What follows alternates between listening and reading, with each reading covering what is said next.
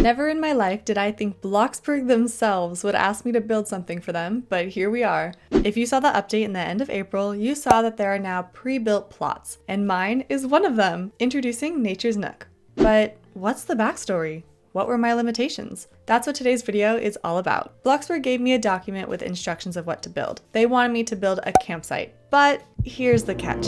I can't use any game passes, and my budget, I almost slid out of my chair, was 75,000 Bloxburg cash. Huh?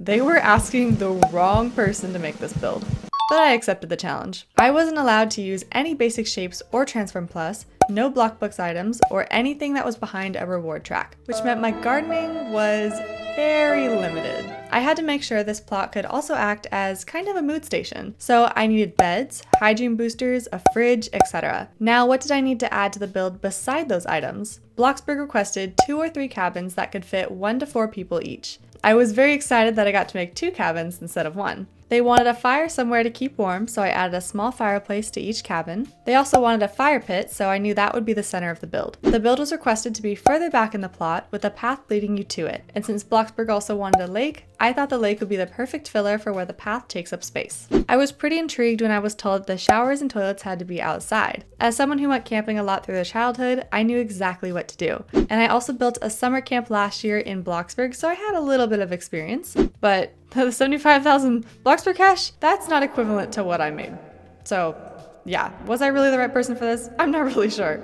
They wanted outdoor car spots, so I did 1 or more parking spots next to each cabin. And because there's no game passes, I also had to use the default plot size. After I received all the info, I got to work right away. I went to Pinterest to get some inspiration and then drew on my tablet a very vague outline. These cabins were actually supposed to be diagonal, not straight, but then I realized that was not going to work out, especially with the gable roofs. Yeah, it was not going to work. I wish those gable roofs could not be 90 degrees. Would really appreciate that. Next up, the markings on the plot. If you don't use the markings yet, you're missing out. Those things are a lifesaver. Highly recommend you use those. And walls, those are the quickest thing to put up, so I did those first along with the roofing. After that, it was time for the lake. I really wanted to add a little dock too, but I was kind of puzzled on how to do it. I couldn't use planks and flooring would look really weird because there wouldn't be those little wood gaps, but then I remembered we just got shipping pallets in a recent update. It worked perfectly. Little hack for you, I guess. The outhouse and showering facilities was the next easiest thing. And yes, I was avoiding the cabins because I knew I wouldn't be able to decorate them a lot. It was kind of intimidating. I chose to make the cabins face each other so then I could make a little community area in between. I thought adding a couple picnic benches was perfect too since they're usually at campsites. Have you gone camping before? If so, what's your favorite memory? Comment down below.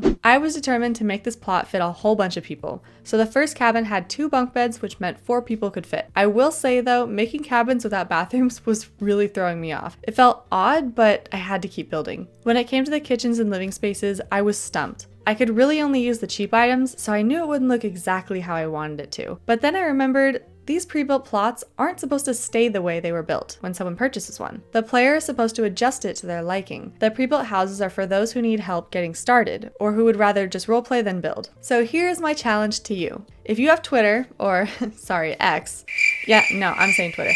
If you have Twitter or Instagram, or even are in my Discord server, link in the description, I challenge you to remodel my pre-built house. I want to see how all of you would decorate the cabins with your own unique touches. Feel free to tag me. After everything was in place, it was time for coloring. I'm someone who prefers to place everything before coloring because otherwise I will go insane and take an hour just to color a single couch. Does this technique work well with big plots? No, it does not, and I've learned that the hard way. But for this plot, it worked. But I'm gonna be honest, I'm not a huge fan of coloring builds. I have the basic color scheme idea, but when it comes to actually picking the colors and textures, I constantly second guess myself. Does anyone else feel that way? After coloring mostly everything, it was time, oh boy, for the landscaping. Y'all, I had 1 tree to work with.